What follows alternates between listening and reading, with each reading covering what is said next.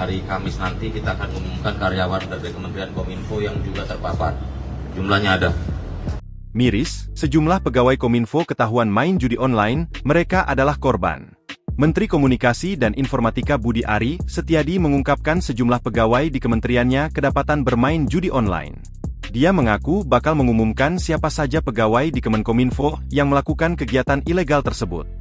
Saya sedikit saja. Yang pertama adalah hari Kamis nanti kita akan mengumumkan karyawan dari Kementerian Kominfo yang juga terpapar, ujar Budi selepas rapat Satuan Tugas Pemberantasan Judi Online di kantor Kemenko PMK, Jakarta, Selasa, 25 Juni 2024. Namun Budi belum mengungkapkan berapa banyak pegawai yang disebutnya terpapar judi online. Dia hanya mengatakan bahwa informasi lebih lanjut akan disampaikan pada Kamis, 27 Juni 2024. Jumlahnya nanti ada di Kominfo sendiri, jelas Budi. Budi menambahkan, Satgas Pemberantasan Judi Online juga mendapati adanya penjudi daring dari kalangan wartawan. Dia menyebutkan wartawan yang bermain judi online mencapai 164 orang.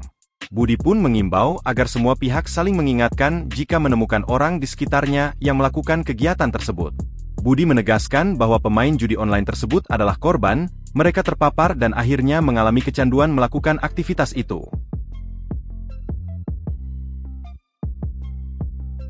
Download Tribun X sekarang, menghadirkan lokal menjadi Indonesia.